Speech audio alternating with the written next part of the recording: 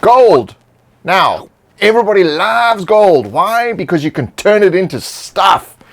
But why would you want to move beyond gold in your game? Take it away. Yes, you might want to do this because that can get stale. I mean, after a certain point, after your 10,000th gold piece, is that really that exciting anymore? You can't even carry the gold anymore. You gotta stash it somewhere. You can't spend it. It's like, so why not think about other ways that you can reward the characters that are in the story that actually make the story more interesting? So there could be things like they're granted titles. They're granted, they're famous. People know them. They children run up and hug them, and everybody wants them to kiss their babies and that kind of thing. Or they could be infamous, also on the other end of the spectrum. You could reward them lands and titles and all this kind of stuff that just and that all ties into the campaign. And once you start doing that stuff, they become invested in that stuff, right? If they're the hero of the town, they don't want to, they're not going to want to lose that. People are throwing flowers at them and love them. Do they want to lose that? Do they want to become the heroes that failed? That kind of thing. So yeah, I think some rewards like that can be great things to do in your game to really not just spice it up, but add to the role playing. If you're looking for adventure, grab the modules each month to support the channel and play the campaign with your gaming group. You're sure to get hooked on adventure. That's a key point, add to the role-playing, because you kind of like turn down the murder hoboism. It's like, oh, we just want to kill things to get gold to buy stuff. Now it's just kill things to get stuff. Basically, you are just going to be transferring this thing and taking away the mechanics of actually counting the copper coins. It's more about simplifying and speeding up. So you're simplifying the game and speeding up the towns. Because people go to the towns to spend the gold. Now we want to take them to town because they're invested in the town. They're now the town protector, or the burgomaster, or the local sheriff. You're simplifying the game because you're now not like, okay, well, I've got 2,000 gold to spend. What kind of shopkeepers do we have in town, Scotty? I'm looking for a +2 axe and a boring. I'm fast asleep already. People enjoy doing that, so I'm not really saying don't do that. But what I am saying is, like, that's not where the meat of the game is, because what happens when people do that, the story grinds to a halt and becomes this mechanical accounting process that happens. So if people want things, questify it.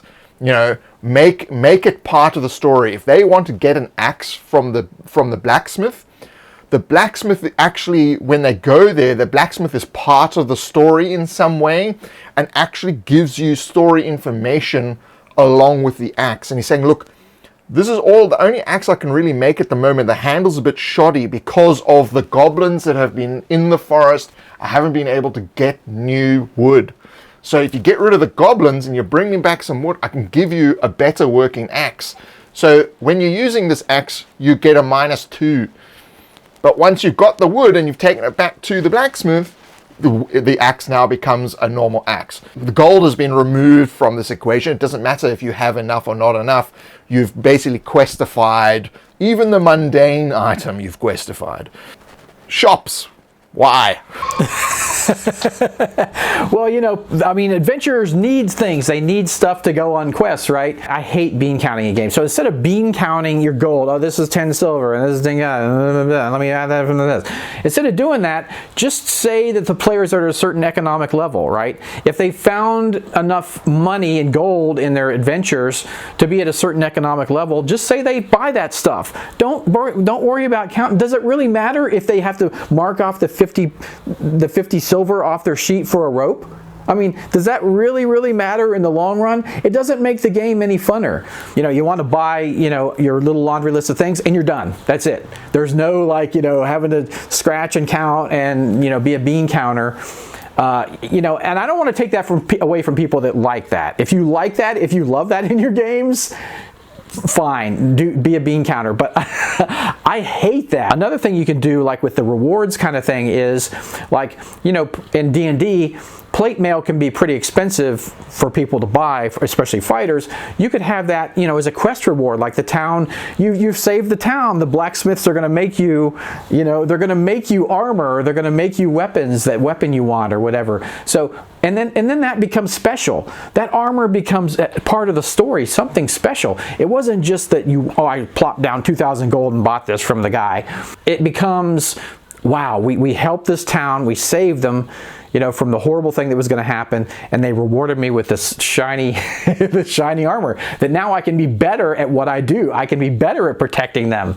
So yeah, that becomes a story, and I really like that kind of way to deal with merchants. And like Gareth said, you know, make the merchants be people, and make the merchants have needs and wants, because everybody in the game has some kind of want or need.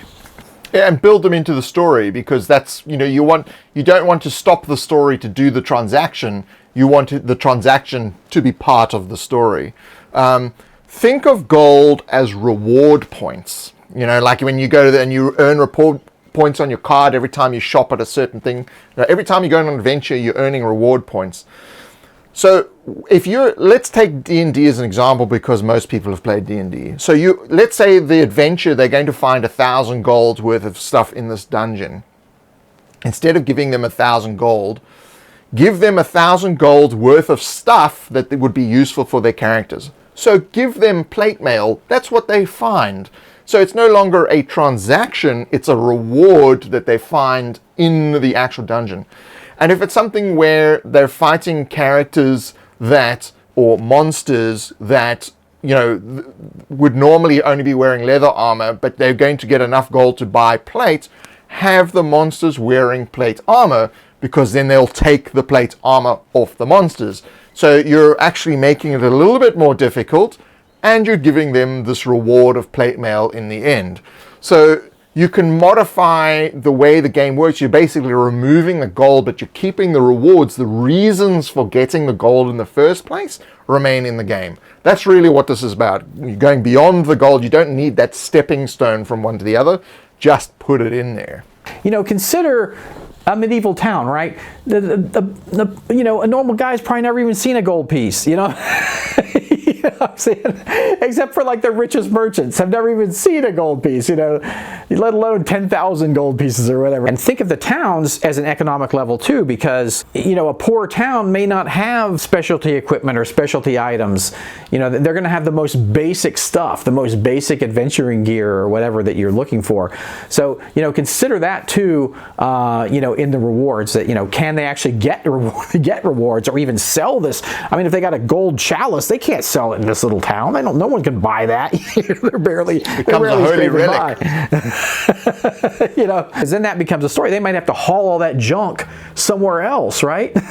Then they got to worry about all that junk. Then is that what they want to do? Do they want to be hoarders and like worry about their hoard, you know, hauling it in a wagon, or, you know, just being encumbered, carrying all these bags? Do they want to worry about that? Or do they just want to take a few choice items and maybe a little bit of gold, and they're off on their next adventure, you know? So that's definitely, you know, a player character choice, but it doesn't have to be, you know, individual coins. It could be a hoard. You have a hoard of stuff, and you just role play the hoard. You don't say it's a specific amount or anything. You know, one thing that I've always found kind of fun is just giving kind of odd items, you know, just finding something kind of random and that, you know, creates a whole story around it, like a magical log of refrigeration or something, you know, and characters come up with these awesome things to do with them, you know, and they use them later in the game. And I think that makes it kind of cool. Awesome, because I love when characters get stuff that's like, what the heck am I going to use this for? And then that situation comes up where it's like the perfect thing for the situation, and they're like, I carried this for the whole game, for the whole campaign, and I didn't think I'd ever use it, and now I can use it, yay! You know, I love those moments in game, and that's a great comment. Mundane items that are magical, like a spoon of stirring or something. Characters love that.